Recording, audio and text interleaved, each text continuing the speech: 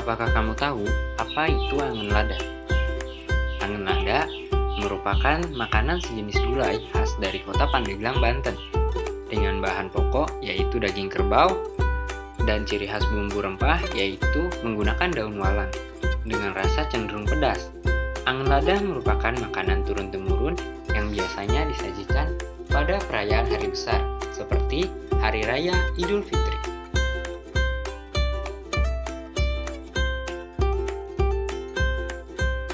Proses pembuatan angen lada.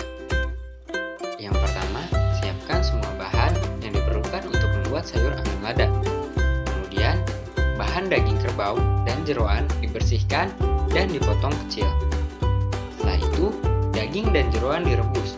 Lalu, masukkan bumbu halus dan minyak, diaduk sampai rata. Terakhir, masukkan daun walang, lengkuas, serai, dan daun salam. Dimasak hingga semua bahan matang. Tahukah kamu salah satu bahan tambahan yang digunakan dalam pembuatan angen lada adalah MSG atau penyedap. Penyedap merupakan salah satu zat aditif yang ditambahkan dalam makanan untuk menambah cita rasa seperti gurih dan umami pada makanan. MSG juga berfungsi untuk memperkuat atau memodifikasi rasa aroma yang telah ada dalam bahan pangan. Penyedap rasa biasanya ditambahkan dalam produk makanan agar dapat bertambah manis, asam, dan sebagainya.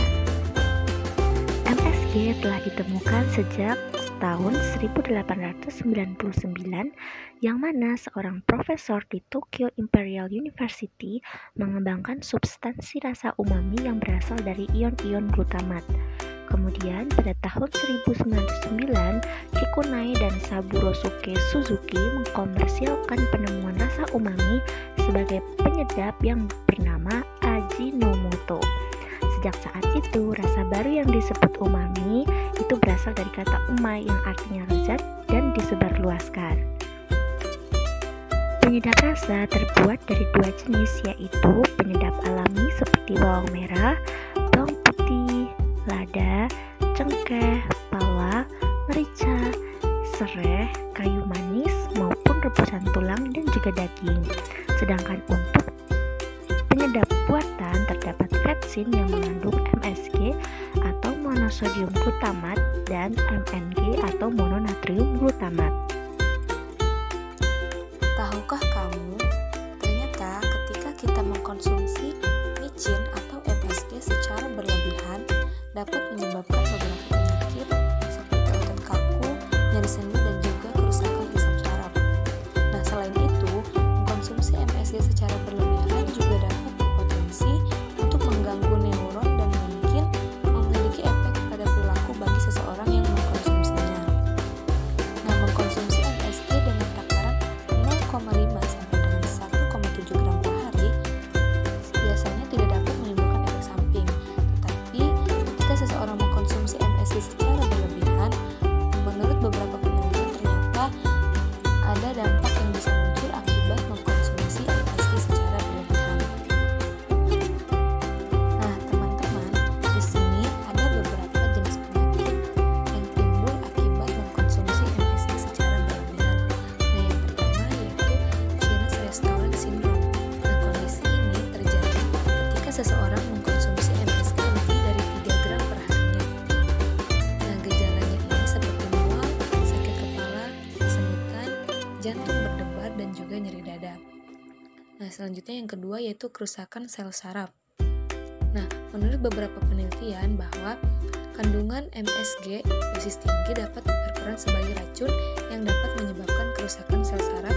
Bahkan disebut pula MSG dapat menyebabkan gangguan fungsi otak dan juga kerusakan di beberapa organ. Nah, MSG juga dapat menyebabkan penyakit Alzheimer, penyakit Parkinson, dan juga stroke. Selanjutnya yang ketiga di sini ada penyakit asma. Nah, beberapa penelitian menunjukkan bahwa mengkonsumsi MSG dengan takaran berlebihan dapat memicu kambuhnya asma, khususnya bagi seseorang yang sensitif terhadap MSG. Nah, selanjutnya penyakit yang keempat yaitu obesitas atau kegemukan. Nah, dampak MSG yang kita konsumsi secara berlebihan akan menimbulkan penyakit yang bernama obesitas atau ada beberapa penelitian yang mengatakan bahwa mengkonsumsi micin atau MSG dapat menimbulkan efek kenyang lebih lama dan juga dapat menjaga berat badan. Selanjutnya yaitu yang keempat, sakit kepala dan juga hipertensi. Nah, MSG yang kita konsumsi secara berlebihan juga dipercaya dapat menyebabkan peningkatan tekanan darah. Nah, beberapa orang yang sensitif terhadap micin akan mengalami efek berupa sakit kepala setelah kita mengkonsumsinya. Selanjutnya yang keenam yaitu kerusakan sel. Nah, sejumlah peneliti mengemukakan bahwa MSG atau micin dapat memicu kerusakan pada sel-sel tubuh.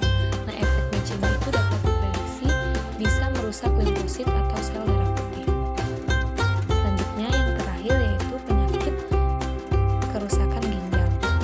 Nah, beberapa penelitian menyebutkan bahwa mengkonsumsi micin atau MSG dalam jangka waktu yang lama dapat menyebabkan kerusakan ginjal. Tetapi penelitian ini baru saja dilakukan terhadap hewan dan masih harus diteliti lebih lanjut.